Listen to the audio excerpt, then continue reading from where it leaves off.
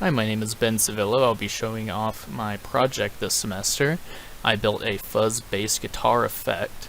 The main idea with this is to input a clean signal from a guitar and output the affected signal, and this effect is going to be a fuzz, which is a different type of distortion. My motivation for this was to learn more about audio electronics and in the process build up a bit of a workshop that I can continue this hobby on in the future. I also wanted to develop skills such as using proto boards and vero boards, learn how to solder and work with mounting the hardware.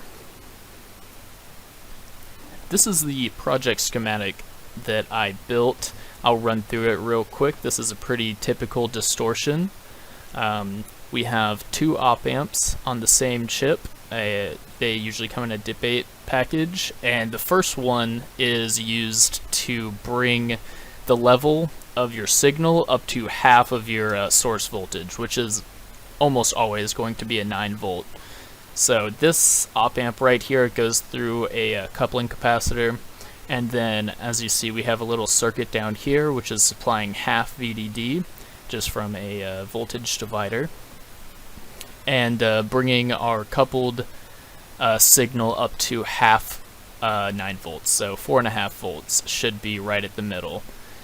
And then from this op amp we have a pot right here which is allowing as much signal as we want to distort into our second clipping stage. So a classic distortion would not have this stage above it, or well, it wouldn't have these diodes above it clipping. It would actually just be pushing the signal into the rails of the op amp, and that would have a bit more of a, I guess, a natural clipping. These diodes up here have a much more of a rigid clip. It actually resembles more of a square wave than, you know, the clipping of the top of a sine wave. So this type of distortion tends to sound a little bit grittier, maybe like some would say a little robotic.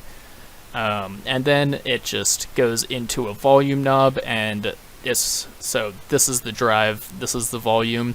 Drive is how much of the signal you're going to push into this op amp to be clipped, and this is going to control the volume.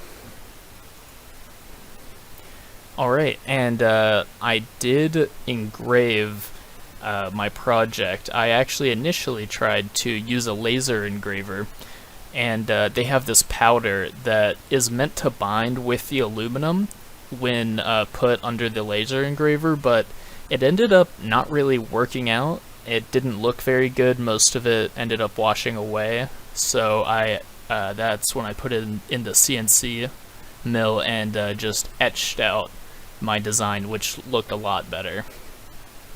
I also had to mount about 7 components and learn how to use a drill press, and also figure out like what size holes all of my components had to take, and it was definitely a learning curve because you really have to plan out everything, especially with these really small chassis. You need to make sure that everything's going to be able to fit, so this was a lot more of a learning curve than I thought it was going to be. Over here on the left is the laser engraver, which didn't end up working, and then over here on the right is actually my design that I had engraved.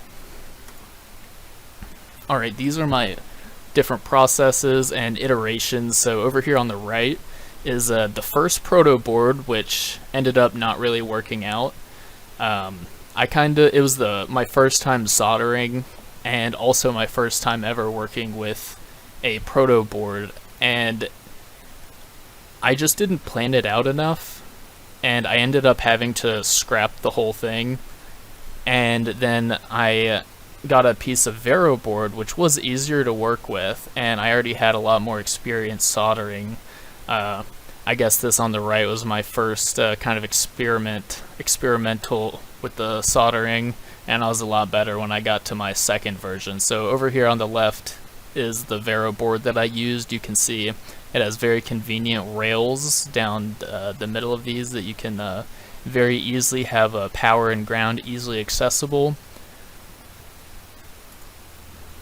Alright, and this is the testing and functionality after I got everything together and working. You can see right here, this is I'm inputting a sine wave and measuring the output with an oscilloscope. Right now I would be changing the volume, and now I'm changing the amount of distortion that we get. And you can see that this is almost a square wave. It's a very distorted signal. Alright, I'm going to do an audio clip of it. I'm running a guitar through it, but it really sounds fine being ran through a guitar, even though we have capacitors in there that are a little bit more geared towards the lower ends, so it's not perfect for a guitar, but it works. It works for these purposes. This is the clean signal.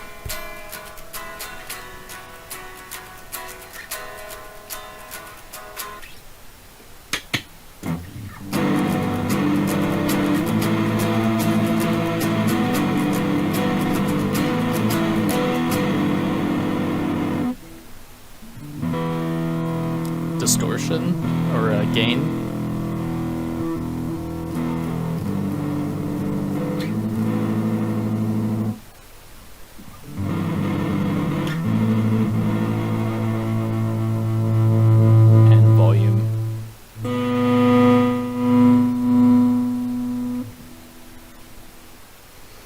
Alright, and that's my project. Thank you for listening.